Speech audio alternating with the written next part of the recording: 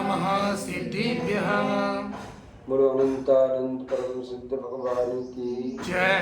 पंच परमेष्टि भगवान की जय। परम पूज्य गुरुदेव आचार्य भगवान विष्णु मुनिराज की जय। तीन कमलों करोमणि महाराजों की जय। बोलो मुनि श्री जनानंद जी महाराज की जय। जय। धीरे हेलो और हेलो धर्मविष्णु महानुभाव अपन सभी बड़े ही पुण्यात्मा की जो यहाँ पर बड़े ही निरात्मक भाव से बैठे हैं। जो व्यक्ति स्वयं की चिंता करता है मात्र, वे ना तो घर का मालिक बनने लायक है, न समाज का मालिक बनने लायक, न देश का, न प्रदेश का, क्योंकि उसके मालिक बनने पर देश बर्बाद हो जाएगा। जो प्राणी मात्र की रक्षा करने का भाव रखता है वही व्यक्ति सबका मालिक बन पाता है। और ध्यान रखना, आचार्य भगवंत ने कहा है, एक गरीब व्यक्ति की हाय, एक गुरु की हाय, एक अपनी मम्मी पापा की हाय कभी मत लेना। इनकी आत्मा को दुखाने से वो हाय निकलती है, अग्नि में गिरा हुआ व्यक्ति बच जाए, लेकिन इनकी हाय इसके ऊपर पड़ गई, वो व्यक्ति बचने वाला नहीं। इसलिए सदैव सावधान रहा करो कि हमारे माध्यम से गुरु की आत्मा न दुख जाए, गरीब की आत्मा न दुख जाए, और मम्मी पापा की आत्मा दुख न जाए। एक बहुत बड़ा राज्य था,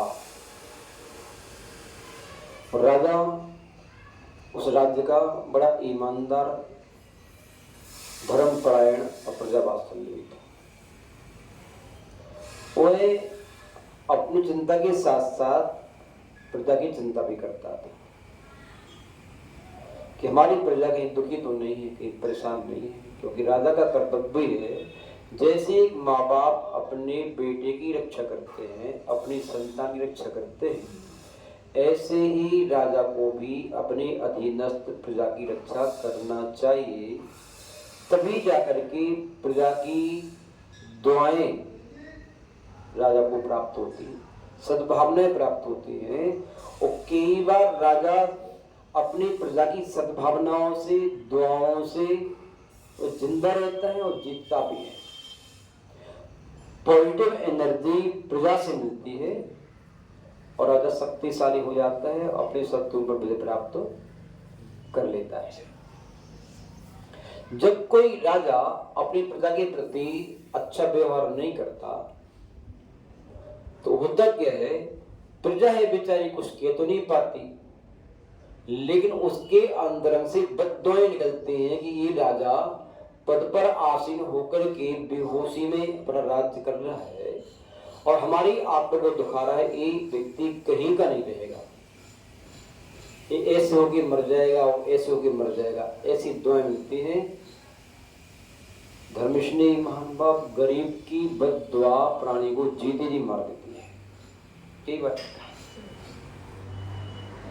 इसलिए प्रायः बड़े लोगों को, संपन्न लोगों को, जो किसी समूह के मालिक है, किसी ग्रुप के मालिक है, किसी समाज के मालिक है, किसी सोसाइटी के मालिक हैं, उन मालिकों को सावधान रह करके अपनी यात्रा करना चाहिए। ये नहीं सोचना चाहिए कोई हमारा क्या बिगाड़ देगा।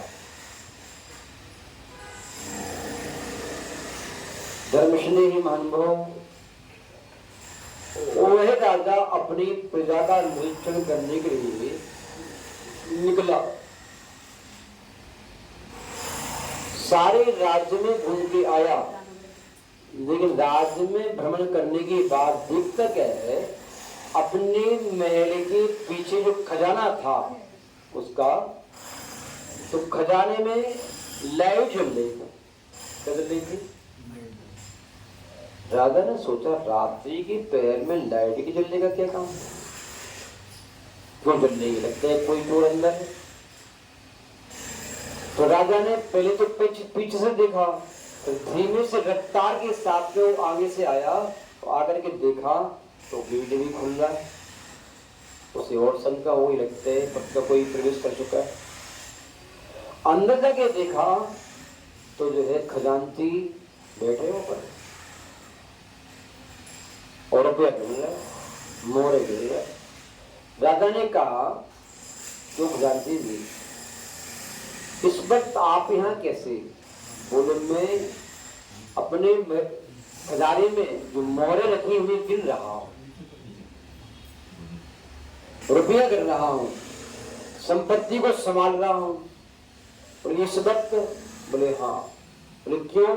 इसलिए संभाल रहा हूं कहीं मेरे खजाने की संपत्ति कम ज्यादा तो नहीं है, ऐसा तो नहीं है कि किसी गरीब का पैसा भूल से तो नहीं आ गया है जमा है?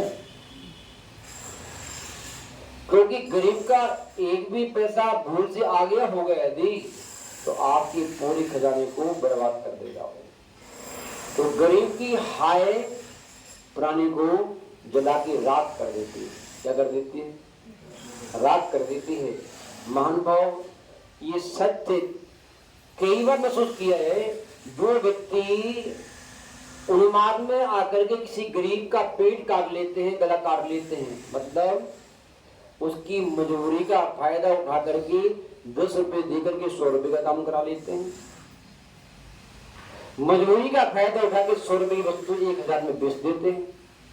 उसका मकान गिरवी रख लेते हैं, सोना गिरवी रख लेते हैं, कई दुकान गिरवी रख लेते हैं।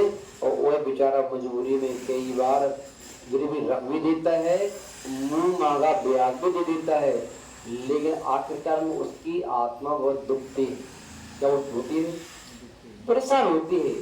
मजबूरी पढ़ाई क्या क्या नहीं करता, बहुत कुछ करता है, लेकिन करने के बाद में जब सिर से ऊपर निकलने लगता है तो उसके अंदर से हाय निकलती है कि आज ये व्यक्ति मेरी मजबूरी का फायदा उठा रहा है, मेरी आत्मा को दुखा रहा है, ये व्यक्ति कहीं का नहीं रहेगा मेरे इस पैसे को लेकर के। महान भाव वो हाय प्राणी को जीवन में हाय हाय करा देती है और आय हाय को समाप्त कर देती है।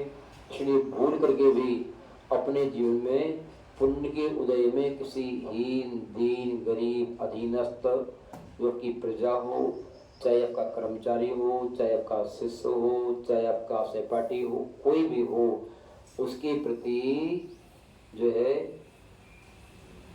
बुरा व्यवहार नहीं करना, उसकी आत्मा को दुखाना नहीं, प्रयास करना। यदि आप उसे खुश न रख सको मत रखना, लेकिन दुखी तो कम से कम नहीं करना। इस प्रकार की मंगल भावना इस कहानी में छुपी हुई है। ओम शांति। परम पूज्य गुरुदेव आचार्य भगवान विष्णुनंद जी महाराज की जय।